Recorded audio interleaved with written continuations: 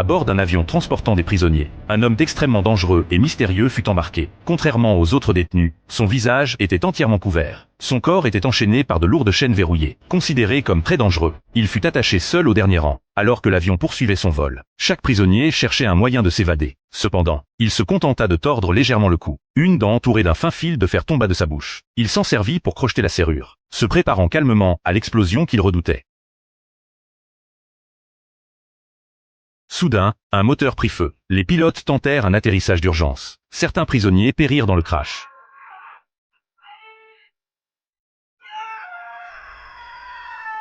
Tandis que d'autres profitèrent de l'occasion pour s'emparer des clés des menottes. L'homme se libéra de ses liens, alors que des agents fédéraux se précipitaient vers lui. À seulement 600 mètres du sol, le lieu de l'atterrissage d'urgence était une vallée isolée d'Alaska. Les prisonniers se mirent à attaquer les marshals et les pilotes. Au milieu du chaos, un homme barbu s'avança.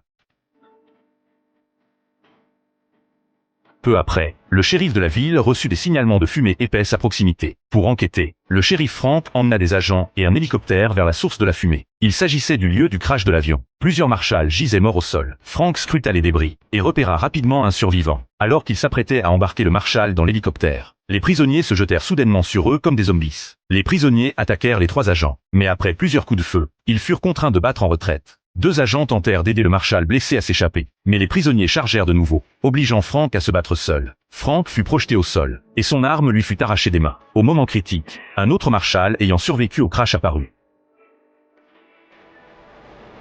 Les balles frôlèrent Frank, car ce marshal était déjà devenu aveugle. Frank le soutint, et se dirigea immédiatement vers l'hélicoptère.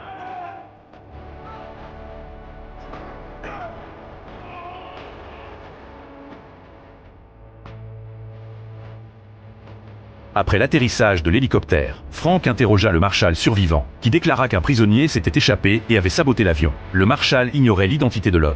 Il savait seulement que l'avion avait soudainement changé de cap. Il avait volé jusqu'à une base aérienne, et avait récupéré ce prisonnier là-bas. Restrained. Call it Havelock.